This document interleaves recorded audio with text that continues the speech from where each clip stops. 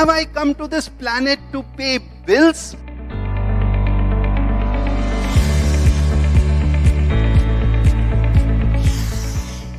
Leaders are not born, they are made.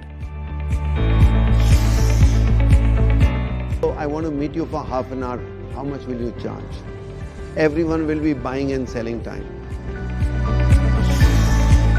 विश्व में केवल 10% ऐसे लोग हैं जो गोल सेट करते हैं.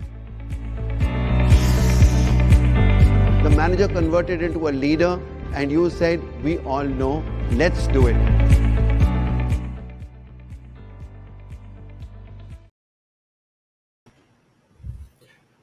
Good evening, ladies and gentlemen, boys and girls. It's a Wednesday evening, 5 p.m., and we are back at the BSB live show. I'm very happy to announce today that I have with me a guest who's not really a guest for me. He is a real good friend, a son of my mentor. His father was somebody I really adored and hero worshipped. And now I have this gentleman with us today, and we are going to talk about a very interesting subject. And that subject is called Just a second. Yeah. So we are going to be talking about we are going to be talking about what is it? Sumant, I've got stuck on that. Applied neuroscience. Applied neuroscience. Oh, I was getting that. Applied neuroscience for effective leadership. So we are not talking about leaders who are only in corporate world.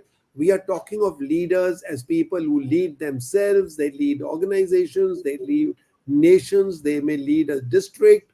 They may lead a football team. It could be a leader, could be a principal leading a school or a college. We are talking about all types of leaders today, and you will see how your brain really comes into action. So I'm going to tell you a little bit about my friend, Col Sumant Khare.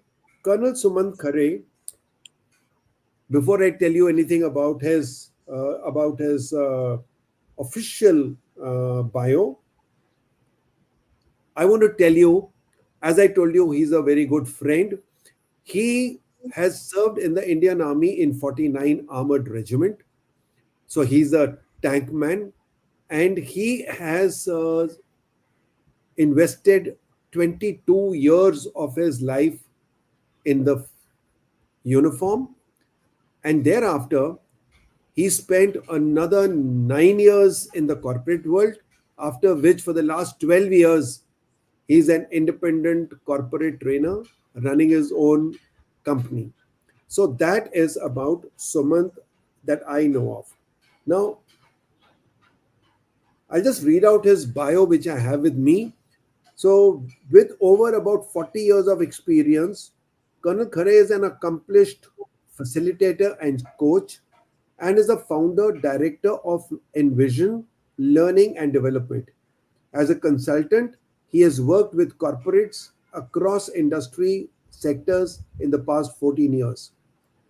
Sumant has a deep interest in neuroscience and its applications in people and business solutions. With a number of courses and certifications to his credit from leading institutions like Harvard, MIT, the Neuroscience Academy, Australia, to name a few, his expertise lies in the application of neuroscience-based solutions to people, businesses, and organizational development. I could carry on and on with lots of feathers in his cap, but at the moment, I think we have lots and lots of ground to cover. And, I was discussing with him, and I think you can be in for a very, very, very invigorating experience today. So be prepared, open your ears well, and if you really want people to benefit from it, this is the right time to even invite your friends and say, hey, don't miss this event. you're going to learn something very well. So over to Colonel Sumant Khare. Sumant, can you please first say a little bit about yourself, whatever little I missed, and thereafter I'll continue with the conversation that we are going to have. Sure. Over to you, Sumant. Yeah. Thank you so much, Brigadier Basin. And I would like to also share with the audience that uh, I have been a student of Brigadier Basin while in the army, and in the years that I was there, on many an occasion, he has mentored me, and even after hanging up my spurs, when I decided to start my own training and consulting and coaching practice, uh, he had a very big role to play in mentoring me. With that, I'd also like to share some experiences very quickly, which, when I reflect back, have made my understanding of how neuroscience can help us become better people, better leaders. And what comes to my mind was the time that I was posted as an instructor at the National Defense Academy at Pune. So in India, that's somewhere in the middle of the country, and it's a tri-services institution, Army, Navy, Air Force. And I reflect back on that time, and I realized that a lot of things that were done there, or the way I did them, probably could have been done better if I knew about neuroscience, because I was shaping young minds to become young leaders. And that is one of the insights that I've had. So, having been in an instructional environment, later on and through these last 14, 15 years, also, I've had many an insight where just surface level information about neuroscience is not adequate. I do believe that we, if we really are serious, then we need to acquire, to move from information to knowledge, and it needn't be knowledge related to the medical profession per se. It could be basic, fundamental knowledge that can, and that's what I've been pursuing now. Apart from all this, I'm really interested in painting. You can see one at the back. I love music, so I play guitar and I sing. And I think many of these hobbies and interests, so I write poetry as well.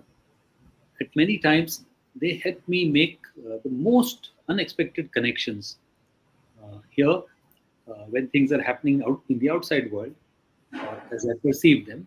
So that is another great insight that I've had, that when we have hobbies that we pursue, uh, start looking at it from this perspective, that uh, when you are indulging in your hobby, that many a time you might have that aha moment, that insight related to something completely different, maybe something related to work. So that's I thought I would just share this. And over to you, sir. Uh, Thank you very much. Thank you, Sumant. And oh, let me also come on camera first. Yeah. No. Yeah. Okay. So let's start from the very beginning. yes. A very good place to start. I'm sure some of you remember Doremi. So let's start right from the beginning, Sumant. And can you please tell me what's the very beginning of neuroscience? What is it? What is applied by applied neuroscience, if I may say? Yes. Yes. I think that's a great question, sir, because, like you said, let's start at the very beginning. And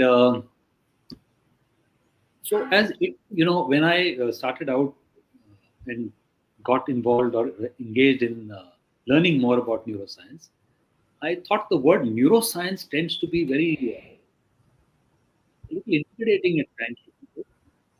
And I realized that there is also a domain called applied neuroscience, and which is knowing the basics about what happens here that to our real life situations. And I'd say pretty much, if I could use a metaphor or an analogy, it's like driving a car. I guess most of us would have the same experience. I mean, if you don't know how to drive the car, if you don't know the basics, well, you'll probably run into a pothole, or maybe you'll have a little minor accident, and that's okay as long as it's. However, if you really want to master that vehicle, then I'm sure you would be interested in knowing a little more about the engine, the power, and what kind of electronics does it have, and so on. So, having now this analogy led me to explore and say, okay, let me find out. And I realized that there are applied neuroscience concerned. What I need to know is that our brains have many mechanisms, parts, much like the engine in a car, and the drive and the suspension and the chassis and the wheels. Uh, so maybe what's inside here in our heads is pretty much somewhat like engine. These days, engines which come, computerized and they run in that fashion, and our hands and legs are like the transmission of the car. They help us move, and they're all being controlled by or given instructions from our brains. So when we look at it in a simple fashion like this, then it becomes easier to understand. Okay, so there are mechanisms in the brain, and what are some of those mechanisms? Let me cite one, which probably everyone will relate with, and it's called the limbic system. So suddenly, when you hear limbic, oh, so let me say, what would it be similar to in a car? It's almost like the combination of the brake and the accelerator. The limbic system is more like the brake. The brake in a car helps us remain safe. Likewise, the limbic system, it comprises one or two parts, and it helps us remain safe. So now, when we know this, that there is a system that can keep us safe, and in our heads, it is called the limbic system. And we then go on and explore a little more about it. Okay, when I say when it keeps us safe, what exactly do I mean? And what does it mean for others, more importantly? So that is where the application comes in. When I understand that this system, when I apply the brake, I ensure that I don't run over something. Likewise, there is a system in the brain which helps us understand how we deal with people, and we don't, we do format, if I could use that analogy. Likewise, uh, there is a whole chemistry that happens in the brain. Look at it as if all the lubricants and the engine oil in the engine that makes the movement of those pistons and stuff happen. Well, uh, in a sense, it's like that. That those chemicals in the brain are extremely important, and uh, how we crank the engine and how it starts moving, and if the fuel is and the lubricants are not flowing, well, you're in for a problem because you'll have your seized engine, right? Likewise, if the stimulus to the brain is what it is meant to be, positive, then those chemicals are going to start flowing, and the magic is going to start happening. So I realized that, so neuroscience is not that really esoteric stuff that is meant for doctors who wear white coats and wear those white caps. Pretty much Sumant Khare, Sushil Bhasin, anybody can read and be educated on that subject and be able to apply it in everyday situations. So, Thank God you made it simple.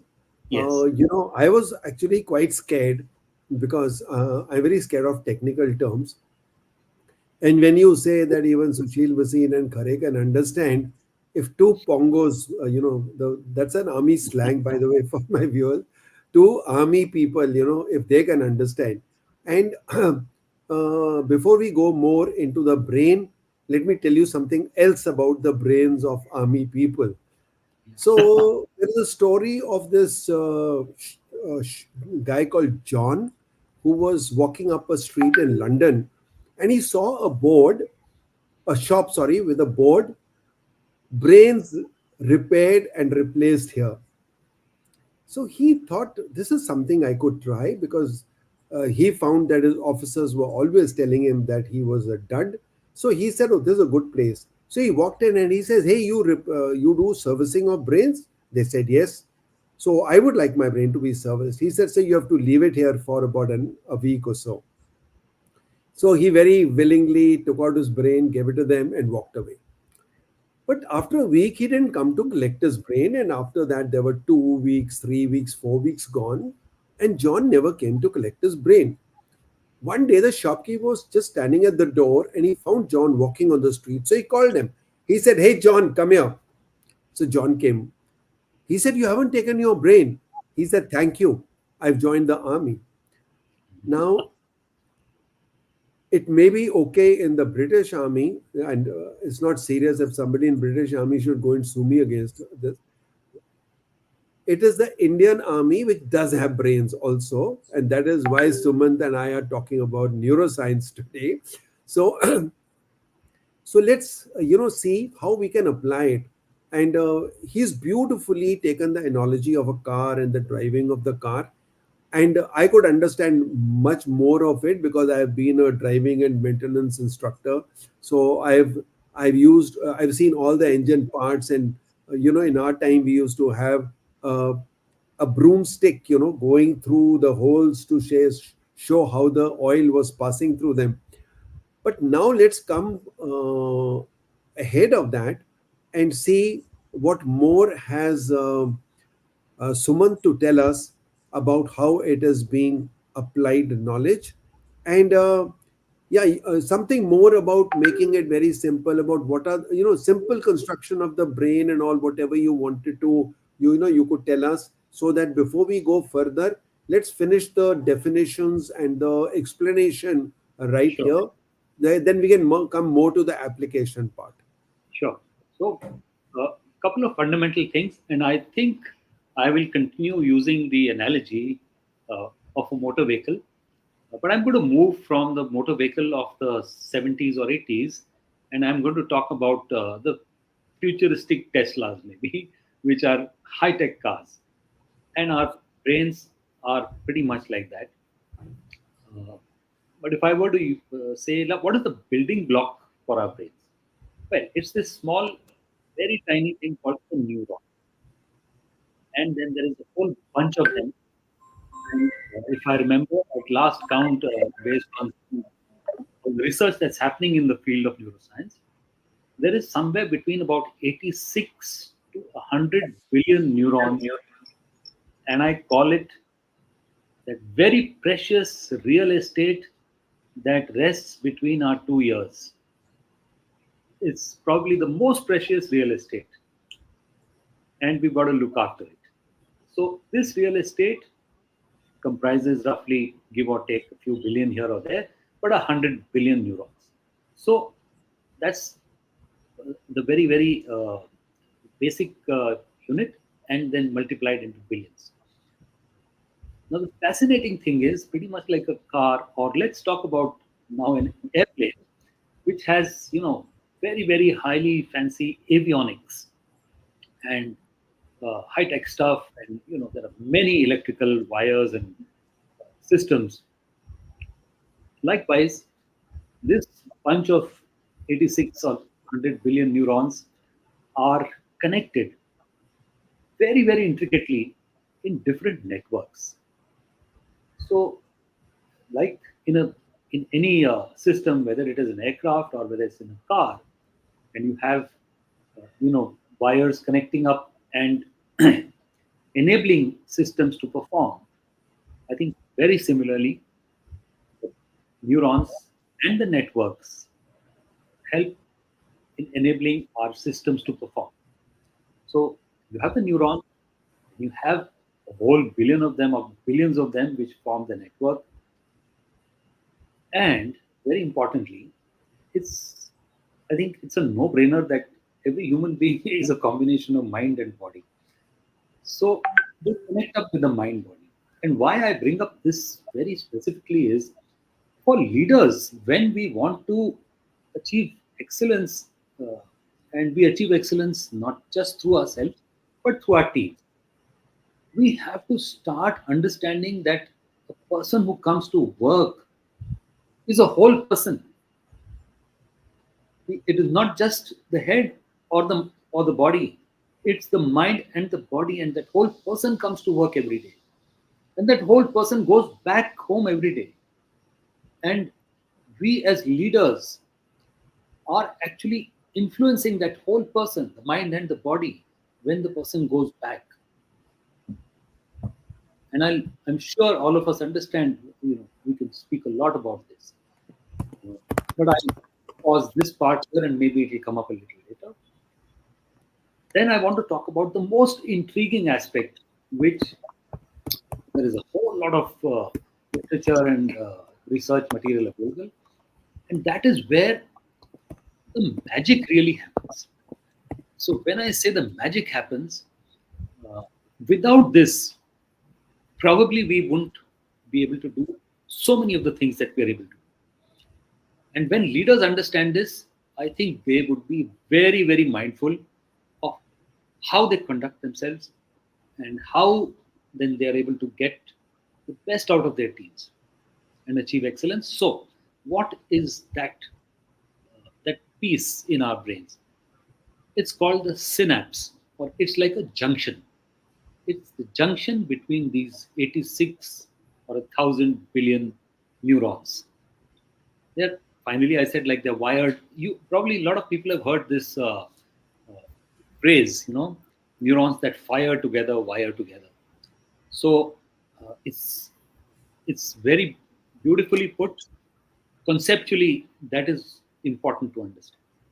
That when there is a stimulus that is applied to this bunch of neurons, and provided it's the right stimulus, it's going to help those neurons to start generating what is called an action potential. Let's call it an electrical impulse, which then gets converted into a chemical impulse. Now, this is where I say the magic happens. At the, the spot between two neurons is where the magic happens. So, if I were to liken it to, let's say, an electrical circuit, then I guess if two wires are not joined properly, well, the current is not going to carry forward. And well, you may have short circuits and likewise, and something like that happens in the brain.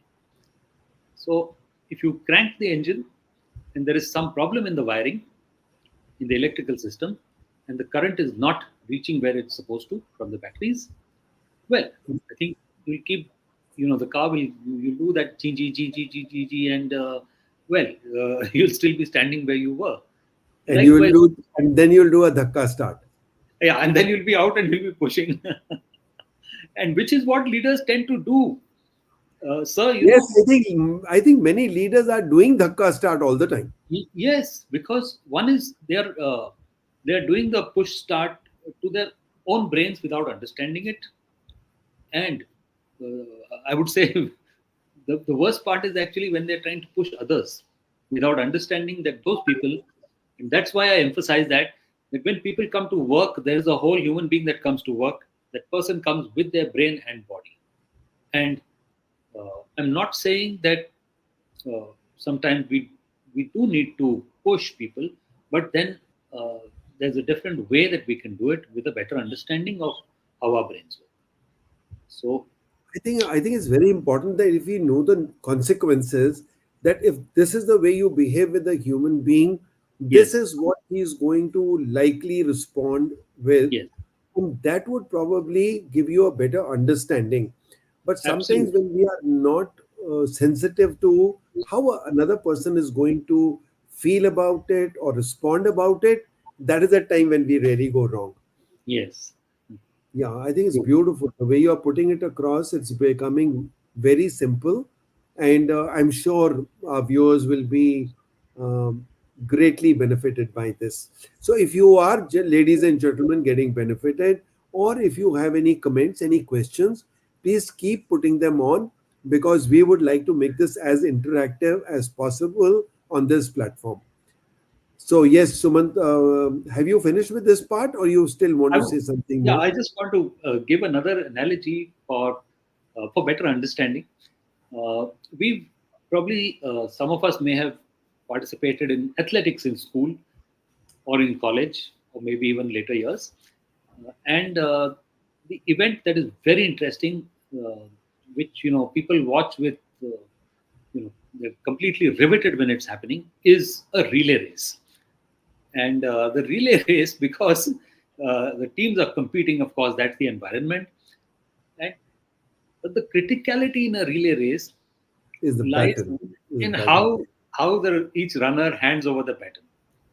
And I think there cannot be a better analogy to understand how when a stimulus is applied. So you're on the starting blocks and you have the track umpire standing with the gun on your marks, set, and he fires that pistol, bang. That's the stimulus. And the first runner takes off. Now, when the first runner takes off, it's like the first neuron getting activated uh, and carrying that energy and handing over the baton, which is actually passing of a message between two neurons in the right manner to the next runner. Should the baton not be handed over correctly, that is one scenario. Well, then the performance at the end is going to suffer by that much, because the next neuron is probably not going to fire in the same sequence, and uh, you know so likewise that next runner will be at a handicap in that race, and then he or she is going to try and run faster, and then more energy is consumed and stuff like that. So the baton that they're holding, I would, in very broad terms, say that that is the that is what something akin to the neurochemicals that work between the two synapses or the two neurons. So, and if the baton falls, then I'm afraid that that whole impulse, that runner is, the race is lost. So they're not going to reach the finishing line. Likewise, if the information carried by one neuron it doesn't get passed on to the next, well, it's not going to reach the place that it was meant to reach. Hence, you will not probably get the kind of response you wanted, and of course, many other things. So this was, I thought, another great analogy that I could think of. Yeah. So You know, this, I'm fascinated with this analogy, and last 19 years, it's almost 20 now. I have been doing team building, leadership and team building, yes, and I am now, from now onwards, in my next team building program, I'm certainly going to bring this relay race in. It really has, and we do, in my I have a team building activity. I don't know whether you, because Sumant has also done a lot of training programs. We co-facilitated programs together. So there is an activity which we call shuttle relay, and that really is a team building thing, where if one part of the team doesn't perform well, the other part of the team suffers. So the winner is always a team where there was proper coordination, where there was proper give and take, and where there was a spirit of winning as a team and not as an individual. And that's a very important part. I think also in the army we have a speed march, or we have a yes, 40 kilometers walk in the Indian Military Academy. And it is not to make you walk 40 kilometers. Nobody in war ever walks 40 kilometers. The whole idea is it is called a confidence march. That you get to see, sorry, you get to realize that I am capable of walking 40 kilometers. So if I can do this, I can do anything. It is just to give you that confidence. And the beauty is that the team that wins is the team whose last person comes in first. So the judgment is not made by the first person or the average, it is only the last person coming in. So therefore there are no heroes who come first. So what everyone does is you try to keep your strong people behind to move to support the tail, as we say, to support the people in the end. And that makes the whole thing like just what he has explained about the relay race, where a leader understands that his own performance or performance of a few stalwarts has nothing to do. It is the weakest link that is most important. So they say that the strength of a team is just like the strength of a chain depends on the weakest link. The strength of a team is decided by the capabilities and competence of the weakest member. So Sure. that was brilliant, brilliant. I really loved it.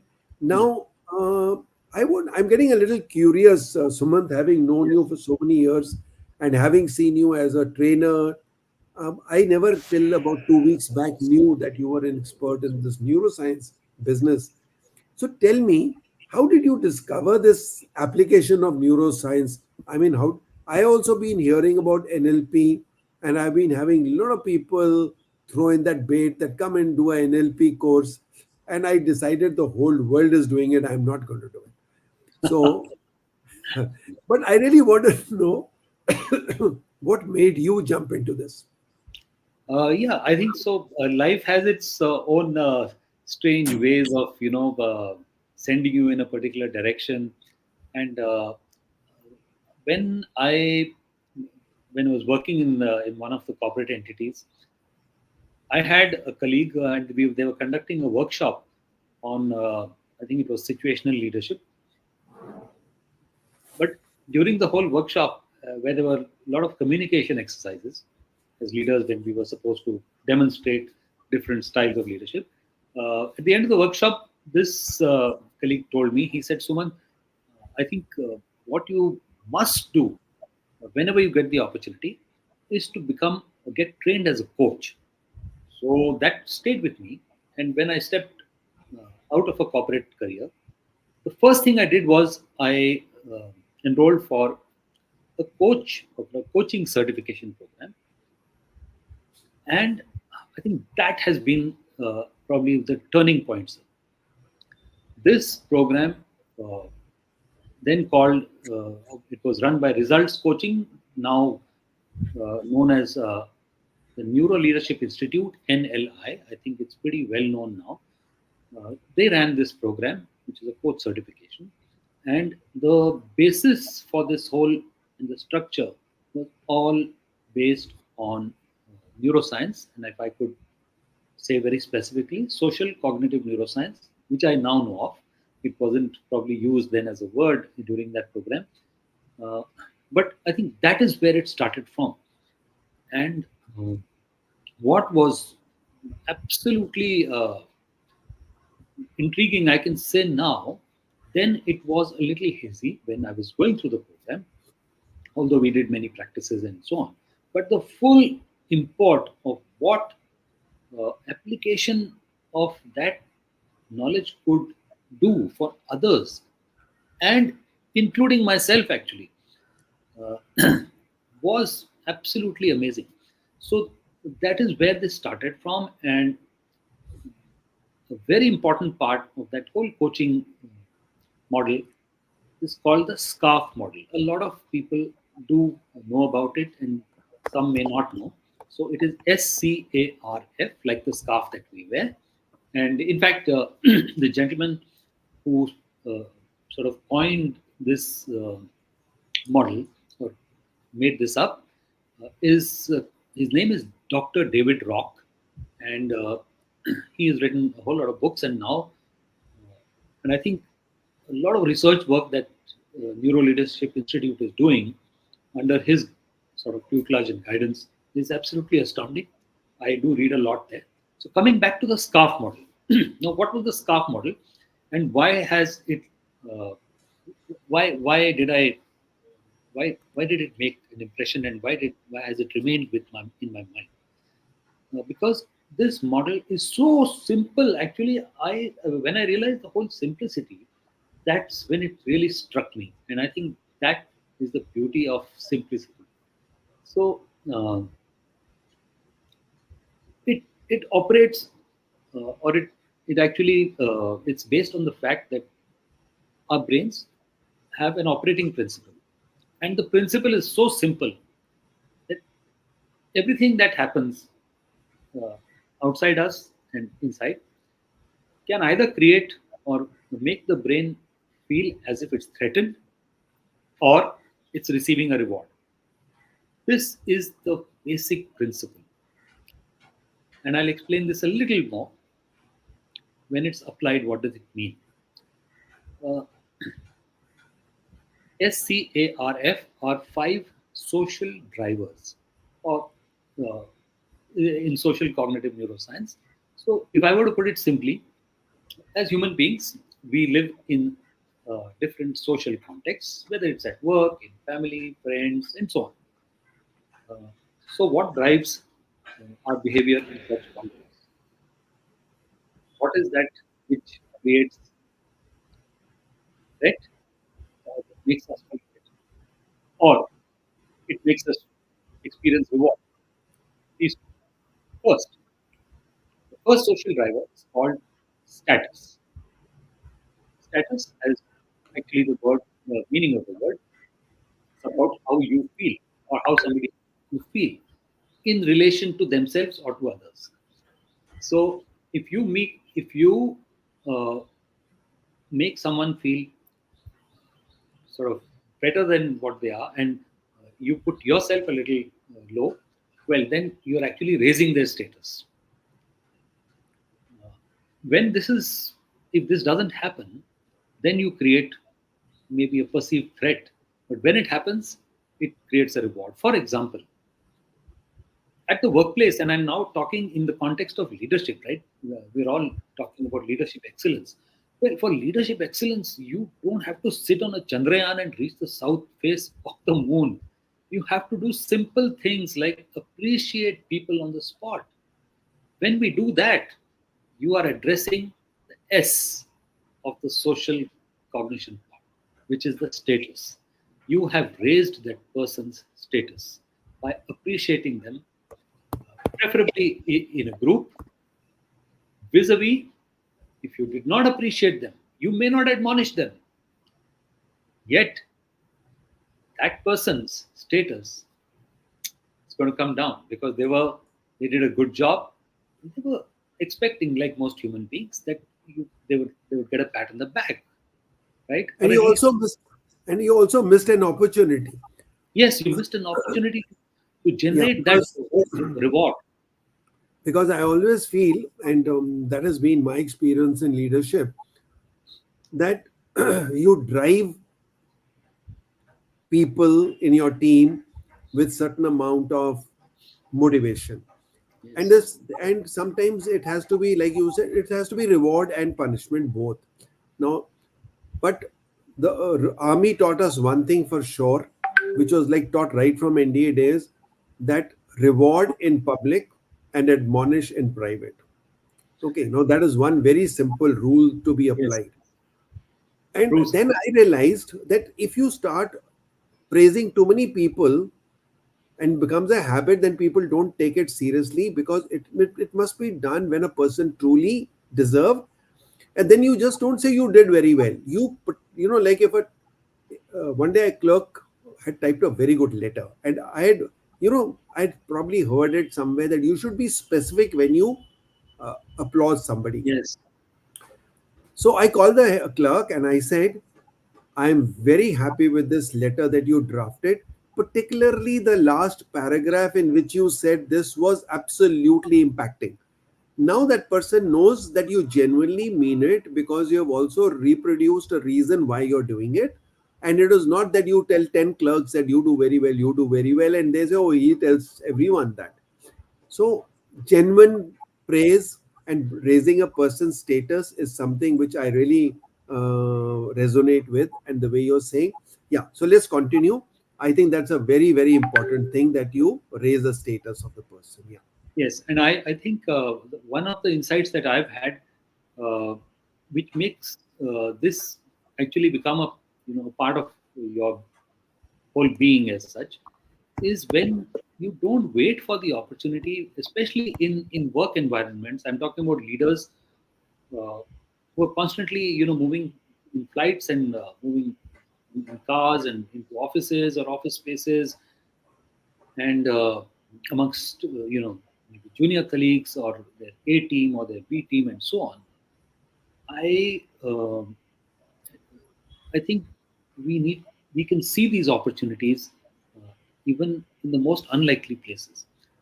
And just quickly cite an example, and I wanted to try this out for myself, and I'm doing this for many years now. I live in a condominium, and like all condos, we have a bunch of security guards, and the security guards are constantly at the receiving end from all residents.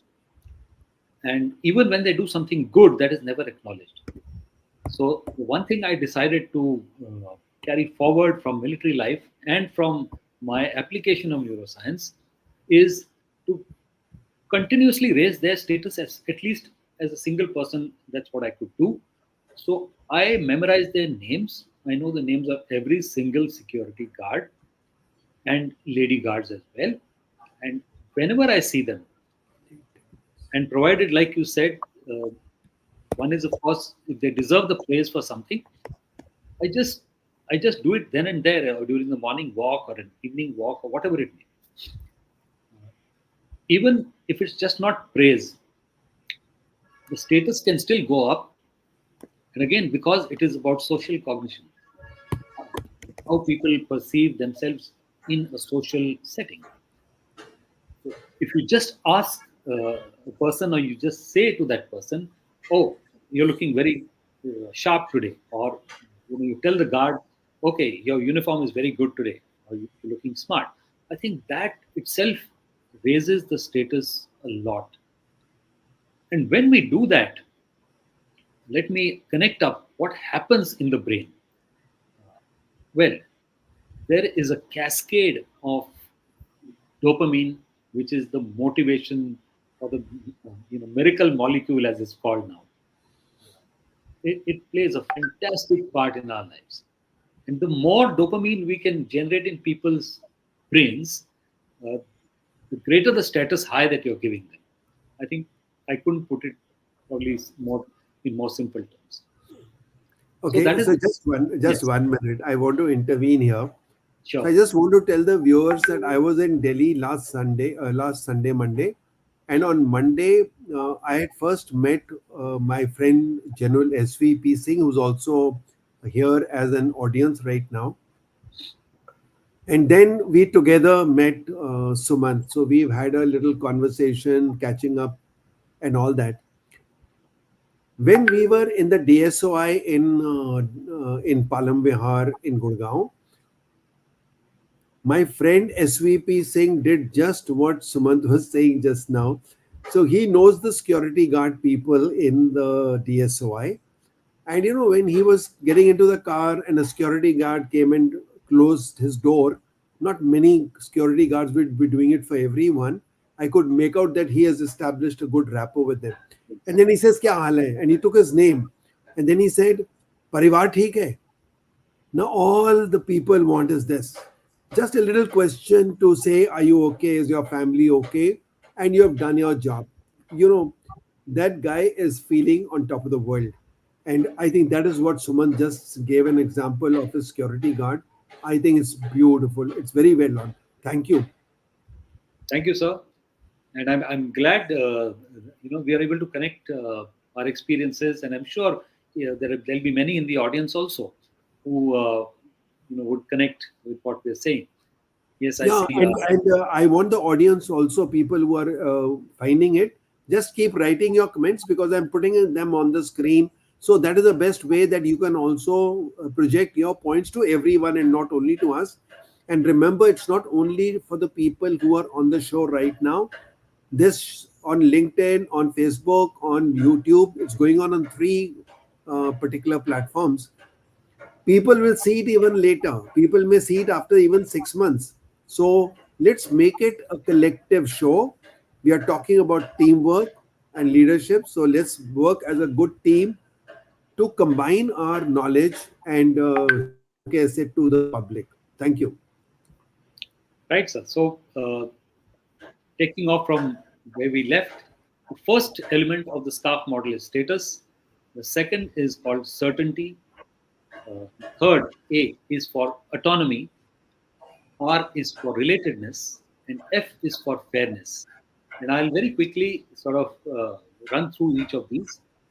R, I'm coming to the second one, certainty.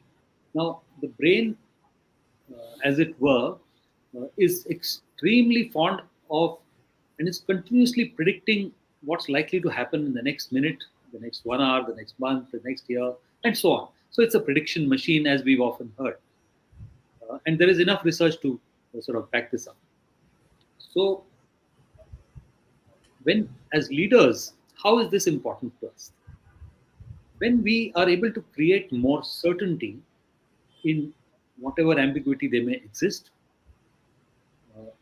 we are driving the reward system. When we do things or say things which can create uncertainty, then we are driving the threat system. So, like I said, the principle is so simple. Either we are creating a threat or we are creating a reward. And just with this awareness, when we go around and we are mindful of what we are doing, you will realize that you will gradually start looking at everything that you do from this perspective, and then you'll be sort of energized to always do things that will create reward. Again, a small example of certainty and how leaders can create. When I say leadership excellence, again, I'm reiterating the point that uh, excellence will come from the small things that we do over and over again, repeatedly. So let's say if I'm the leader and I have this is appraisal season and we have to run the appraisals for my team, and I see somebody from my team and I just say, hey, listen, just pass it on to the others. We're going to have your appraisals next week, okay? And I leave it at that.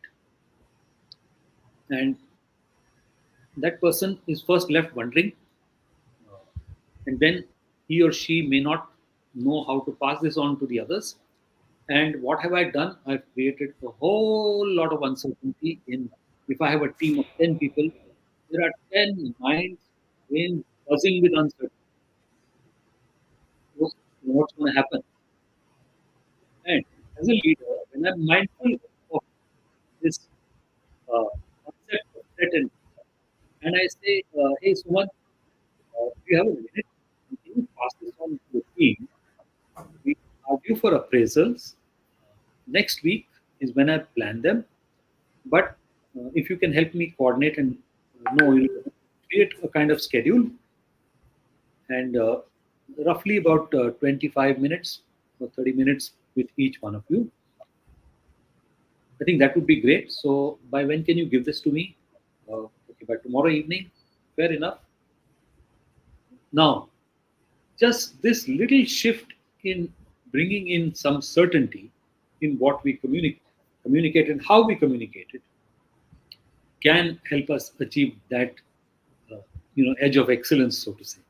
And likewise, when this is done, and it could happen at a very big level as well. If Sumant is a leader who thinks that the sun or wherever the sun shines from his head or wherever, and he's constantly full of himself and is always saying, oh, I know strategy and I'm a strategic leader and what do you know about strategy and things like that. And I've come across leaders who are like that. And I can say that with a lot of conviction.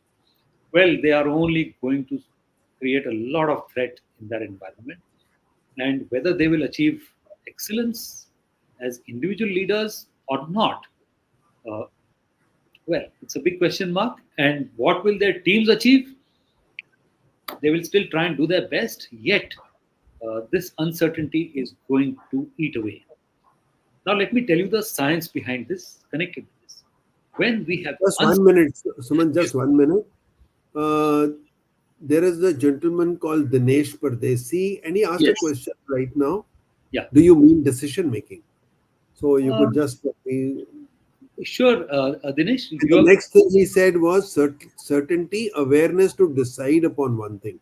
Yes, I think you put it across very well, Dinesh. I never thought about it till now in that manner. That yeah, certainty is connected definitely with decision making, and even the smaller decisions, like I just described. That uh, in my mind, I've run that, and I've not really thought about it like a formal decision, but I just said that okay, next week we'll have our appraisal. So that's a decision I've made, more or less, or at least communicated that. And I've sought consensus with the team members to say, create a schedule. That is also part of the decision making. So, in that sense, yes, Dinesh, I think that's a beautiful way of looking at it. That certainty is connected with having a decision or having no decision. I think okay, I'll put it across like that. That that can create. So having these decisions can help us achieve excellence as leaders in the way we work. And where I left off, the whole chemistry thing is that when there is uncertainty, uh, in the status part, I talked about dopamine when there is reward. Here also, if there is certainty, there will be reward. But when there is uncertainty, uh, the harmful hormones or neurotransmitters, one of them is cortisol, uh, does sort of get into our bloodstream and it stays longer in the bloodstream. The impact of harmful or these kind of hormones and neurotransmitters lasts for longer. There is a whole chemistry behind that, but that's for another show sometime. But suffice it to say, status, certainty are two social drivers. And the third one is autonomy. Autonomy meaning having a sense of control over things, with choice, which is what I go back to the previous example I gave, that as a leader, uh, do I give enough elbow room to my colleagues? Can they even decide what time they would like to have an appraisal? I mean, this is the smallest decision of their lifetime. And I'm sure if they've been hired by you and your company, then give them that status that they are able to decide what time they would like to come uh, and mutually agree on a time for an appraisal. Well, that is autonomy for you. So it's a sense of control. And if a team member says, Suman, next week, uh, Wednesday suits me, but for some reason, if I find that is not, fitting into my schedule, I can always then go back and say, hey, listen, whatever, Ramesh, Ranveer, that you know what? I'm extremely tight, not only on Wednesday, but I think through most of the days. And when doing the appraisal, I would not want to be distracted by anything else. I would want us to be completely focused and do justice to the process. So, will it still be possible for you to make time on Wednesday? Now, this I have not really given the person too much choice or autonomy, and yet I have raised his status.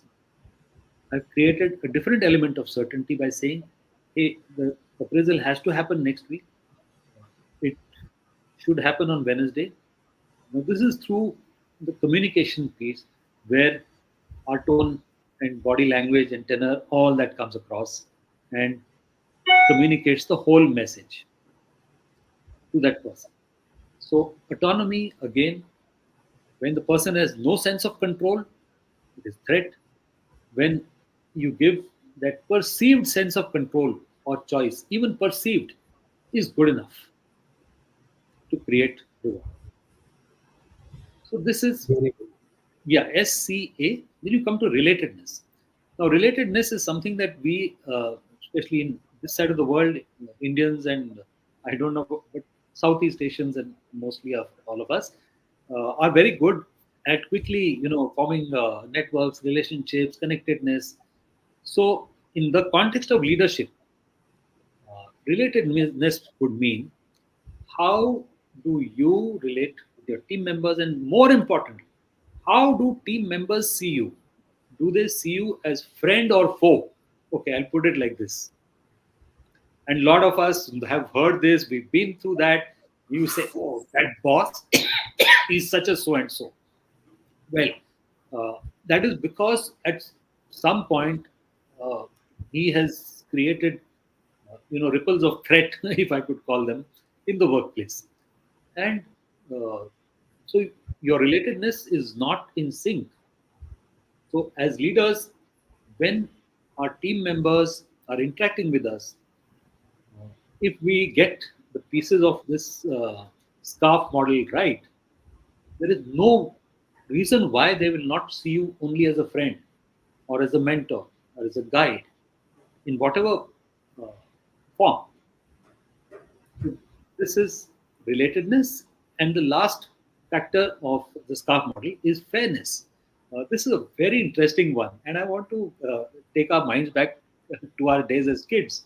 Now, howsoever much our parents may have tried, if they were to get the most sophisticated cutting machine on earth and cut a chocolate exactly into two down to nano whatever measurements, and one given to me and the other one given to my brother, I think without wasting a nanosecond I'd say, why have you given me the small one? So fairness, so actually unfairness is probably built into the way we are wired. And I think but this plays out a very important role in leadership excellence. And I think, sir, you would also agree that we have learned this in the armed forces, in the army. Fairness, you know. So just like justice must not only be done, it must be seen to be done. I think fairness must not just be done, but must also be seen to be done. So Yes, yes. I think being transparent and being fair yes, is probably the bottom line. I mean, you can't really command troops if you're not fair. very true. And if when fairness becomes more or less a part of your behavior, your thinking, then you embody these five drivers. And I'm so happy. I mean, I feel so great.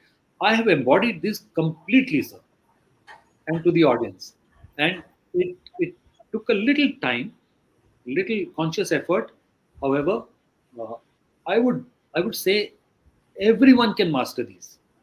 So much so, and I am willing to share this. It's not a secret, but I learned, and this was an insight.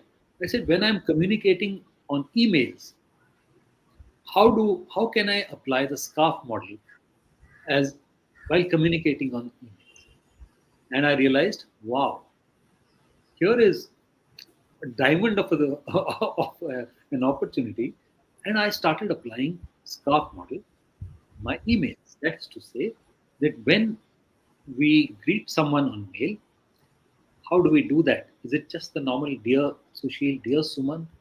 Uh, can we raise the status high by saying something genuine? Can we bring in certainty, which is to say that what is this mail? Why I'm writing this mail? Without being offensive, then that out upfront. When I am wanting some outcome from this, am I creating a sense of choice, language that I use in my emails? Am I bringing in some sort of wickedness? So I can feel, I can understand your requirement and for things like and if there is room for fairness, which as accountants really matters to us because every time I send a commercial quote, I always write. I end it by saying, "This is fair compensation for the work that I'm going to do." So I very sort of subtly build in fairness into my communication, even in emails. And there was once a time when there was an irate participant in a workshop, and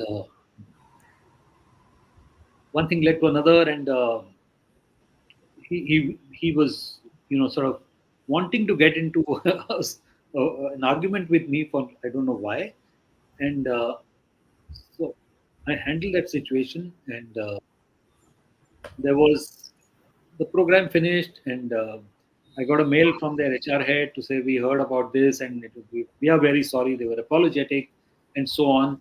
So I what I wrote back to the HR head was, I said we need to be fair, and uh, in that sense,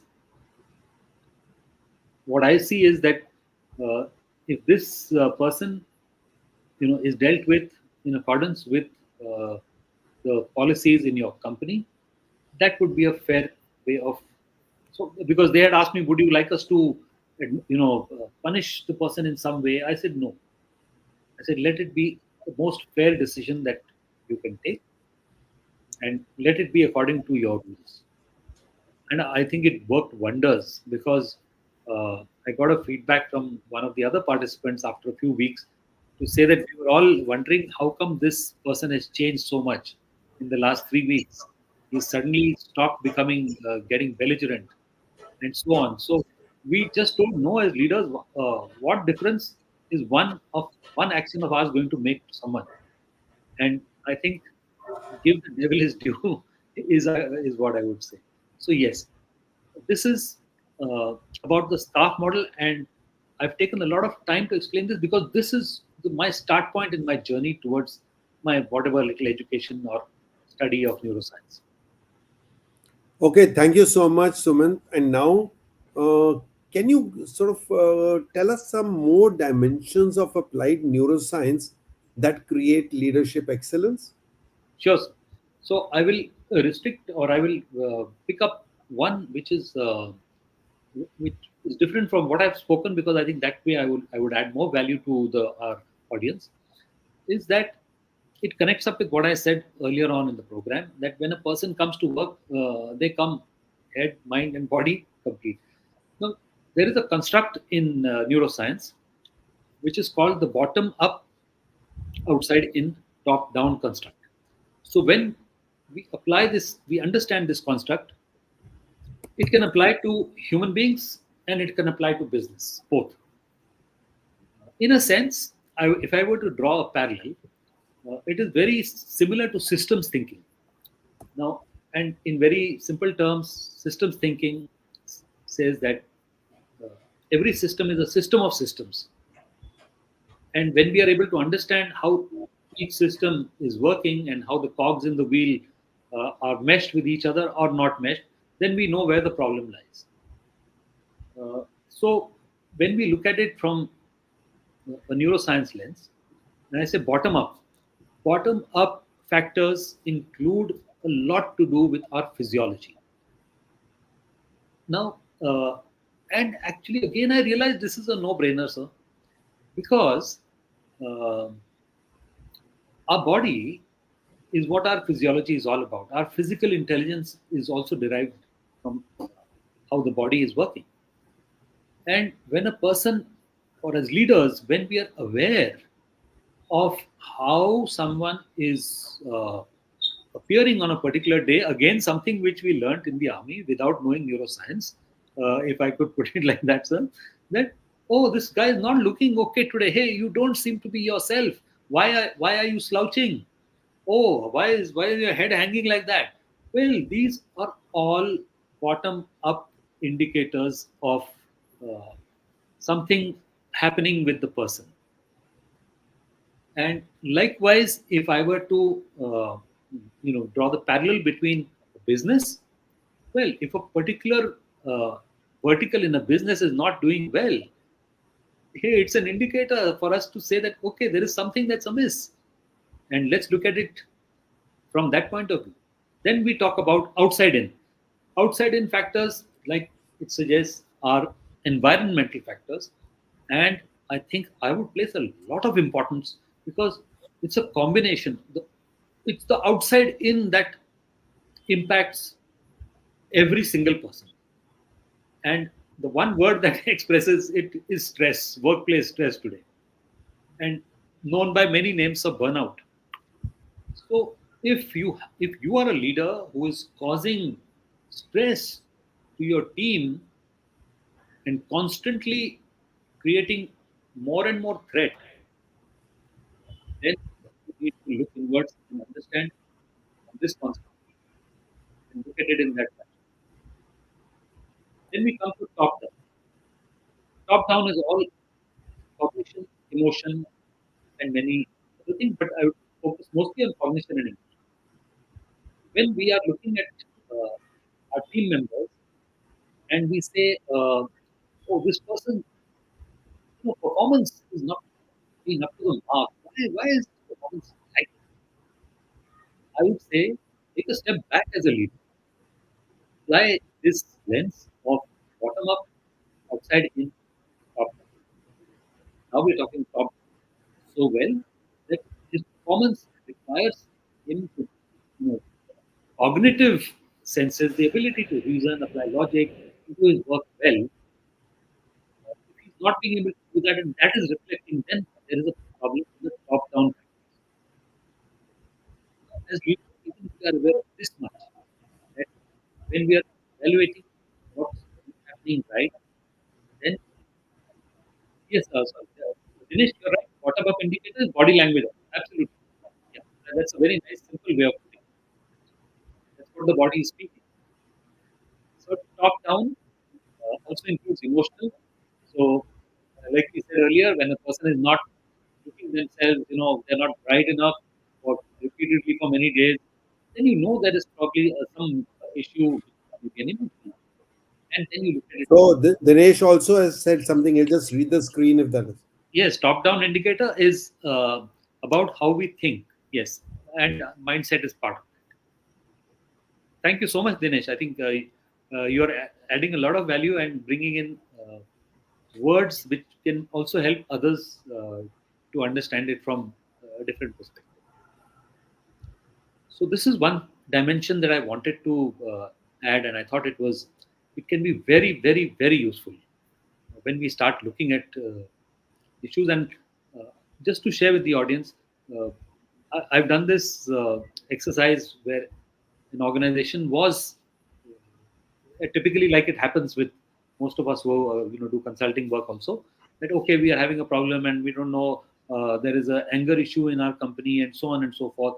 So I sort of extrapolated this model, and it became much easier to sort of give them very pointed inputs to say, hey, listen, the people who seem to be getting more angry are the ones who are working in the field, in the sense they're out in the heat and stuff like that. So the bottom up factors were playing up. Then I said some of them have managers who are on their case every day, who are micromanaging them. So that became the outside in factor. And the top down factor was that they were just not getting any time, uh, and they were getting back late. So emotional side was playing up. And we had these three pieces, and then we suggested what could be done to address each of these three pieces. So this brought about a lot of clarity that I got. So this is one of the dimensions, I think, which people might find useful in applying. So, but if you could go back by 20 years, Yes. and if you had also done the same thing, I would have called you for a study of one of my experiences when, as a brigadier, I was serving under a lieutenant general, and I had to pick up the courage to tell him, "Ki, sir, do you know that you are commanding this institution by management of terrorism?" He really had created terror. There was Yeah. tension. There was tension and stress not only in the officers but also in their wives. And his wife would equally create stress in the family welfare center also. Yeah. Yeah. So it was a very bad, and the achievements were still good, but it Yeah. was like pushing people to a level where everyone is doing it because they have to, not because they like to. And I always tell a leader that if you create an environment where people work because they love to, not because they have to. Yes, absolutely. And they will love to do it. You apply the scarf model, you apply the bottom up, outside in, and top down construct. it can really elevate your game a lot. And I think more than just elevate, I'm looking at, when we say excellence, like I said, it's in the small things that we are able to do as leaders. When they all sort of come together, I think that automatically sort of makes that leader appear or be excellent.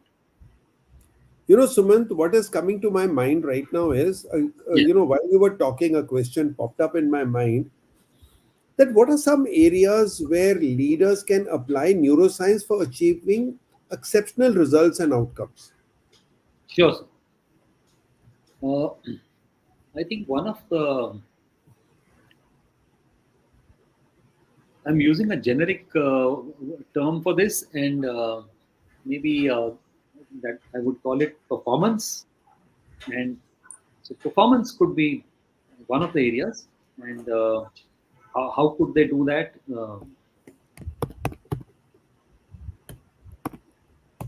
Okay, so let me put it under three blocks, maybe.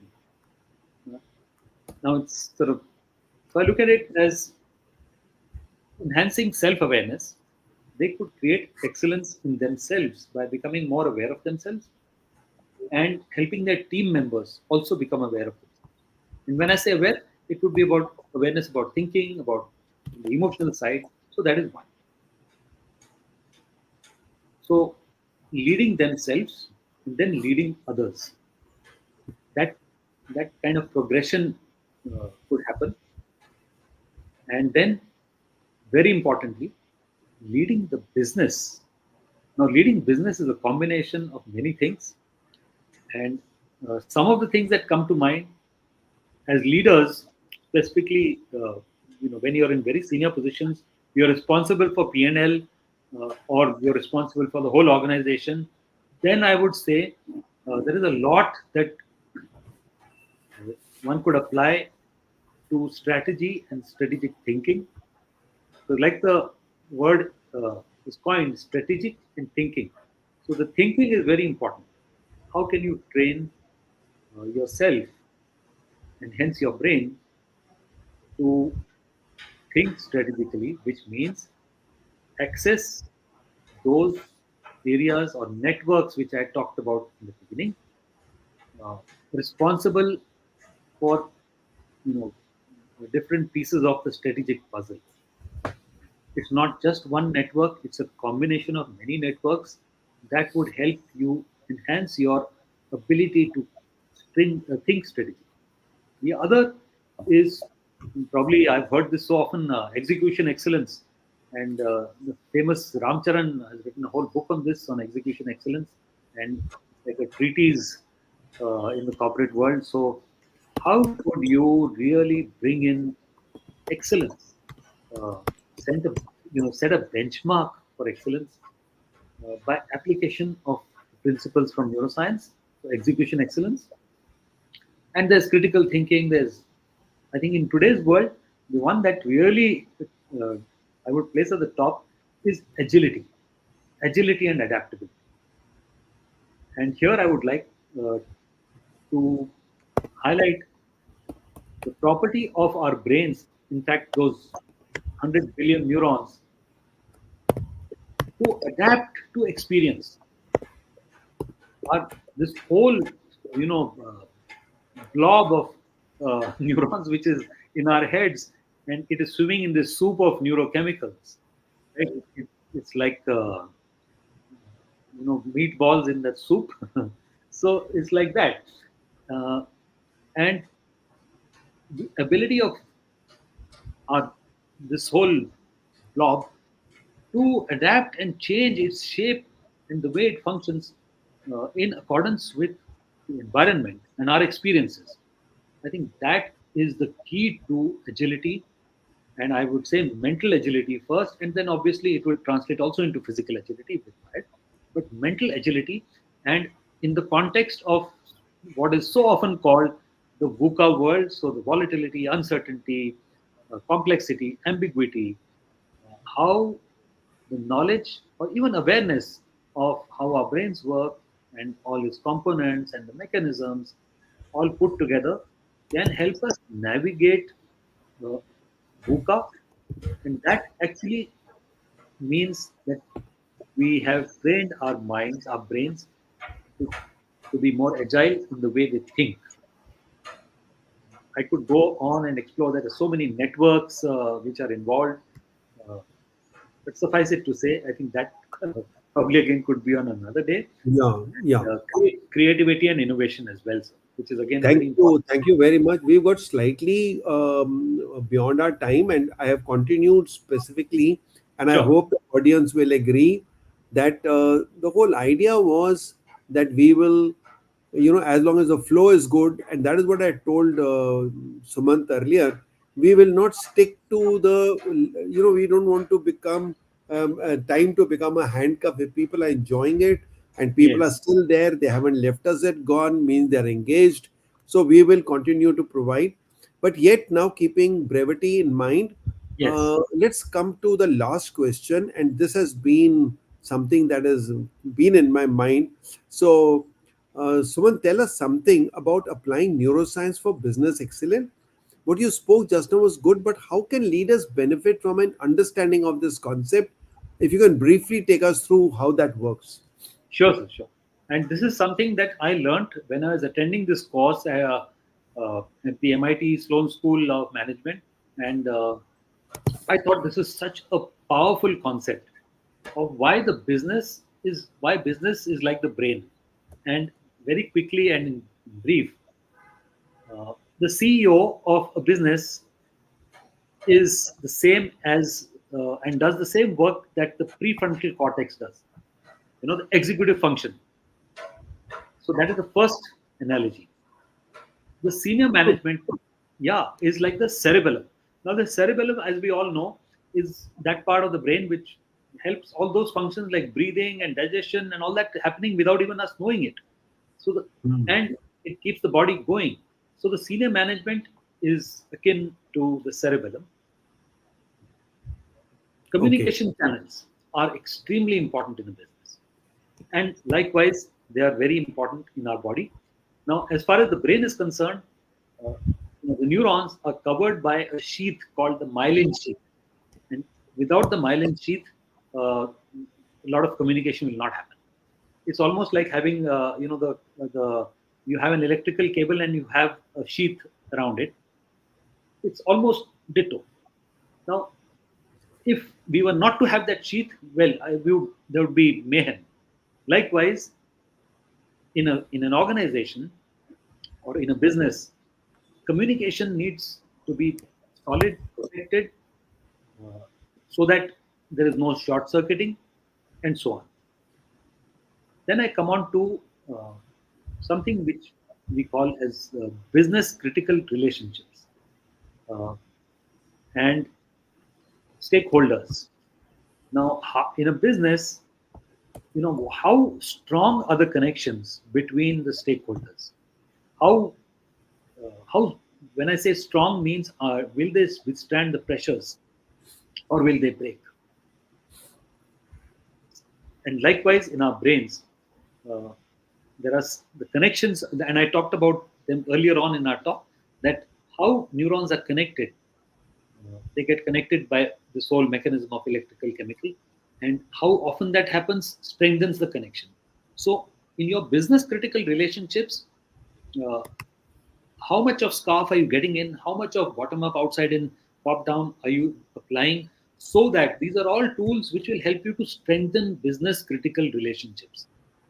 All this will also, and one of the things that we all know is so critical in business is trust. How are we going to create trust, right? So the more reward we create, the more scarf we apply, uh, the better the trust, and hence stronger the business critical relationships. And two more. Uh, Now, a business can't rest on its laurels, and like the brain,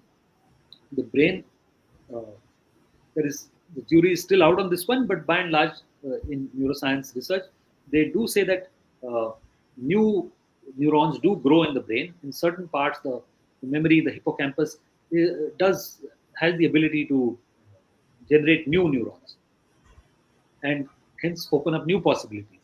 So, likewise, in our business, we must have neurogenesis happening.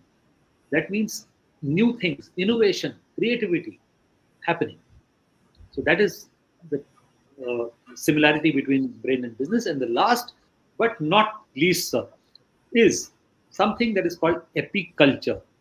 And that is a combination of probably two words called epigenetics and culture. And for some people who may know, and epigenetics is the science of the effect of the environment on our body and cells of the body and everything that happens in the body. Hence, personalities do change, behavior does change, uh, and so on. And that forms the culture as well. So, in a business, uh, when we talk about, what is the culture of your organization? Uh, there is a lot that leaders can think about and do to promote a great uh, environment where people would love to come in. So, this similarity between brain and business is, I thought, a fantastic way and for leaders to excel in the way they are going to handle their businesses. Because when they start seeing these five, six, seven parts, oh, there is so much clarity on how and what they need to do.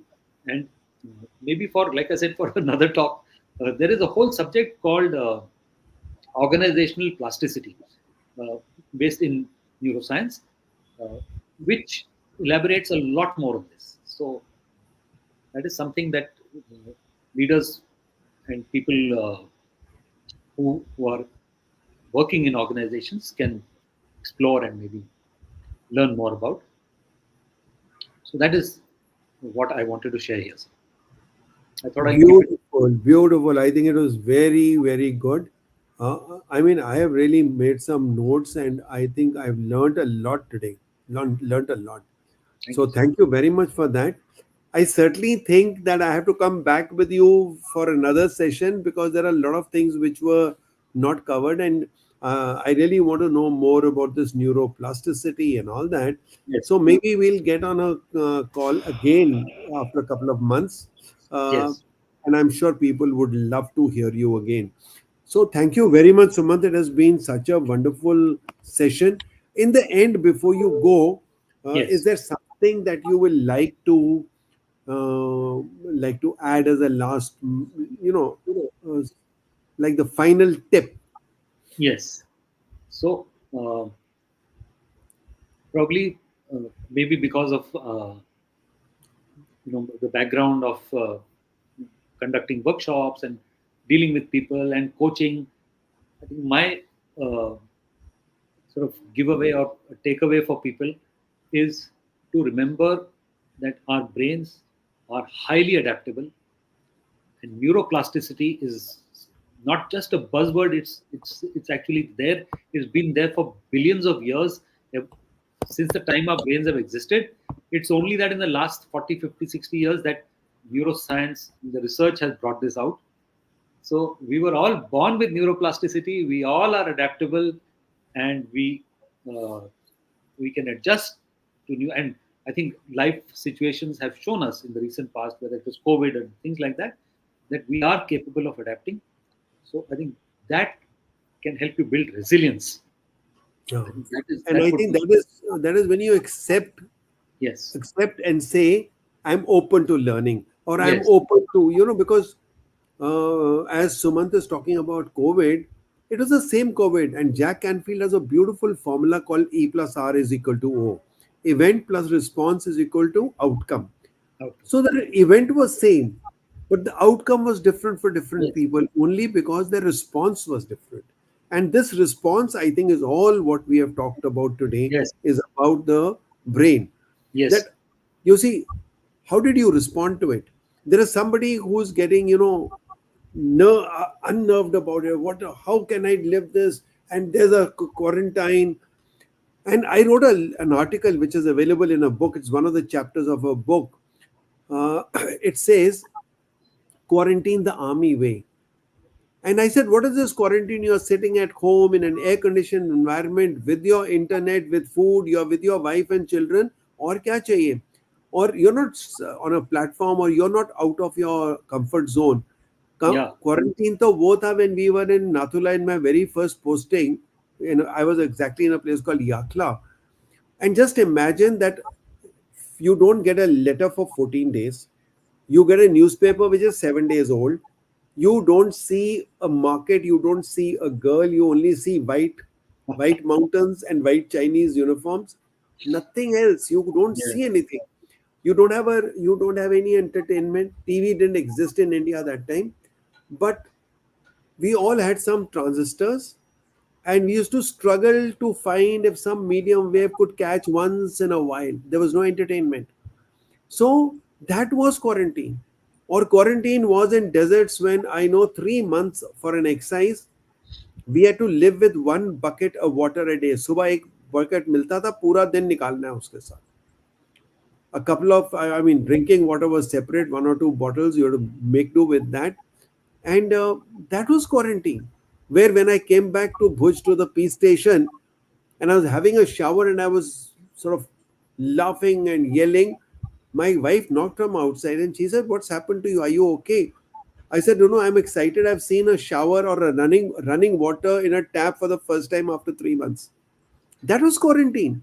So Yeah. therefore, but we were happy with that. We were happy in Nathula. We were happy in this. Why? Because we accepted it. And our training right in the NDA, when you're just 16, 17 years of age, you're taught how to accept the reality.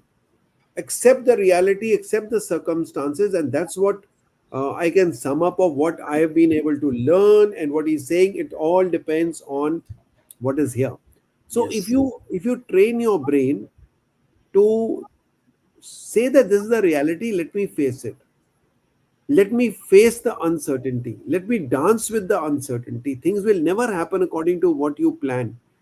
So Yes. if you are okay with things that go wrong, and I think in the NDA, when every one of us on a wall had a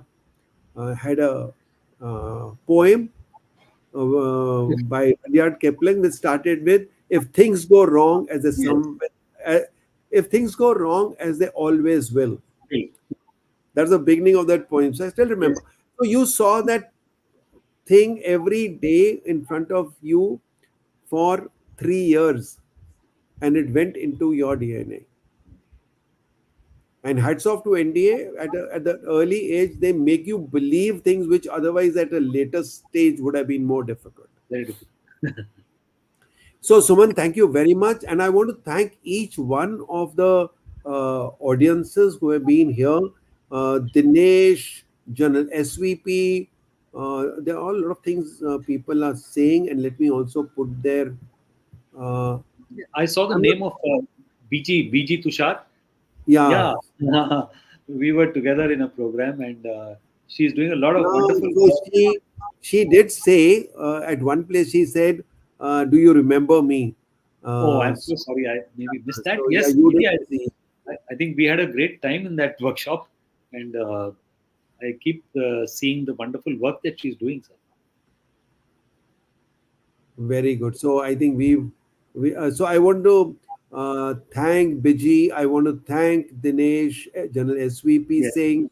And there were many people who came in the beginning. I don't think they are here. And if you are here, please shout out by writing some comment uh, and some feedback if you have.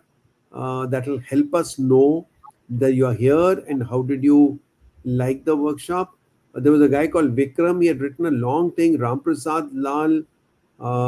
There was Lata Sabraidu, Anand Shetty, was there Prem S. someone called Kumar. Mohammed Alwaybari from Dubai, a new friend I made? He had mentioned that he would join No, in. I he is don't not. know. No, I haven't seen him. He's not commented. Some people who join and don't comment, then we don't see them. And Maybe. Gurinder Bajaj, who was also with us on Yes, Sunday, yes. he also said, "Great to see you both." Uh, and that's it. So these are the people. I want to thank each one of you for investing your time.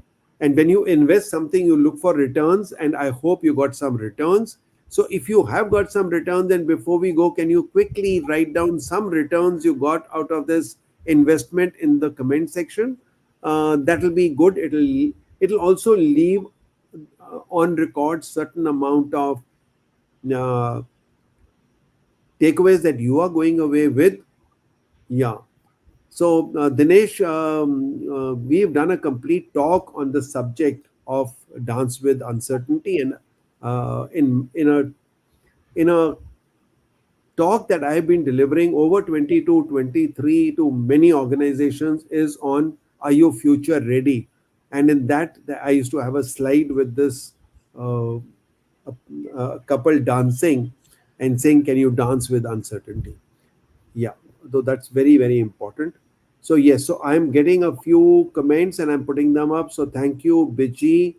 Uh, Dinesh is saying thank you, but more than, oh, Vikram is still here. So Oh I yes. thought after saying he had probably gone away, but he's still there. Okay, thank Like you very much. And Vikram, even, yeah. Vikram Oh, has a service Professor, background. sorry, I sorry. think Vikram has a service background, and Dr. Sona Kaushal also has a Huh. service background. Her dad was in the army. Yeah, We so interacted. I know her very well for many years. It was more on Facebook, and I Yeah. think I made a mention to her on Facebook just today or yesterday, after a long gap.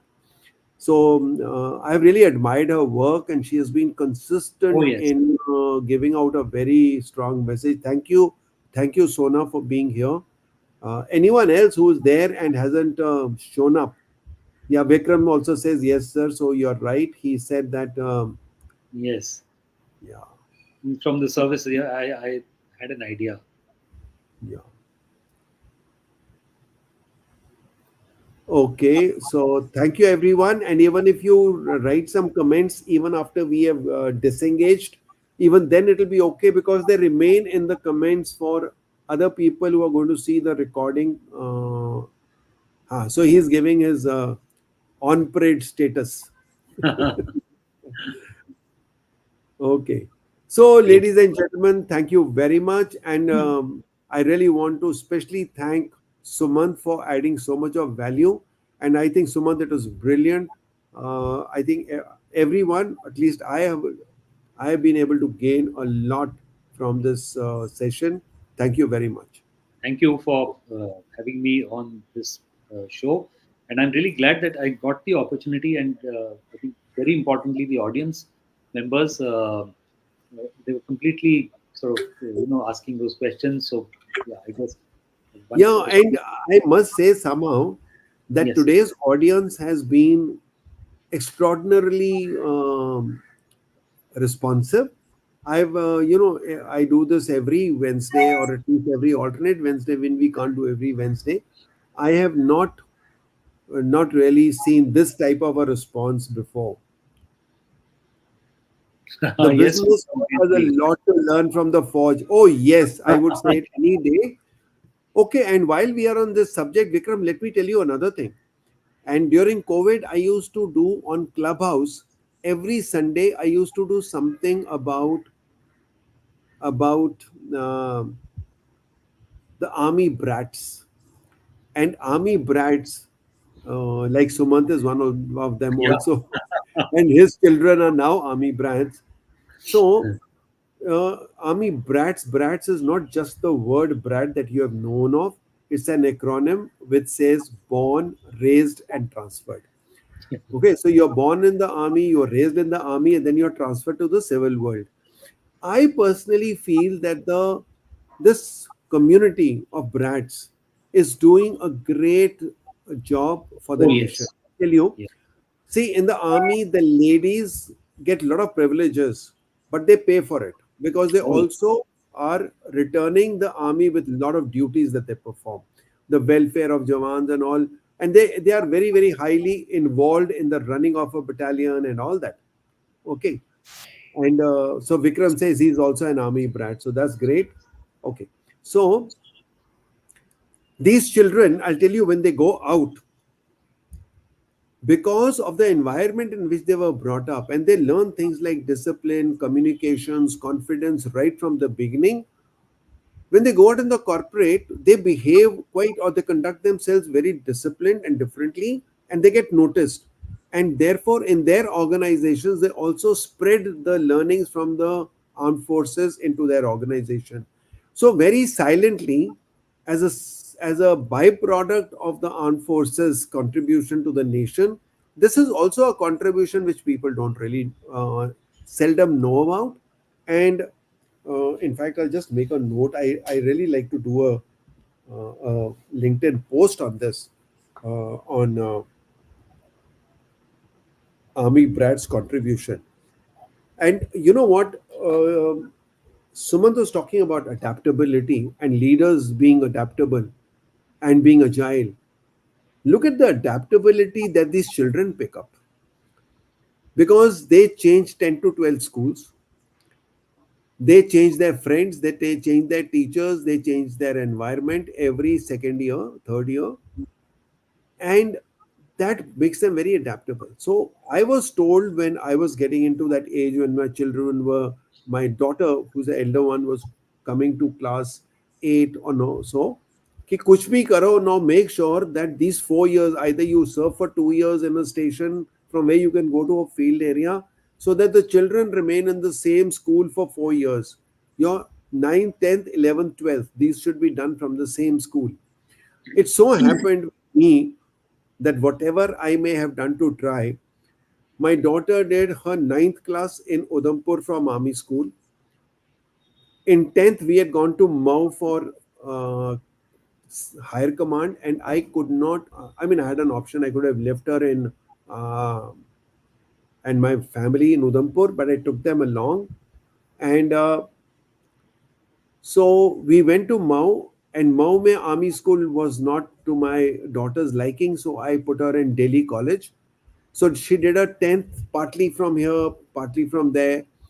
And then we continued in Mau. I was posted in the Faculty of Studies. So she did a part 11 also from that school. Then we got posted from there to, where did we go from there? We went back to Udhampur. And she went back to that army school, but everything had changed by then. Her friends had changed, her teachers had changed. And army schools change their teachers also because their husbands get posted out.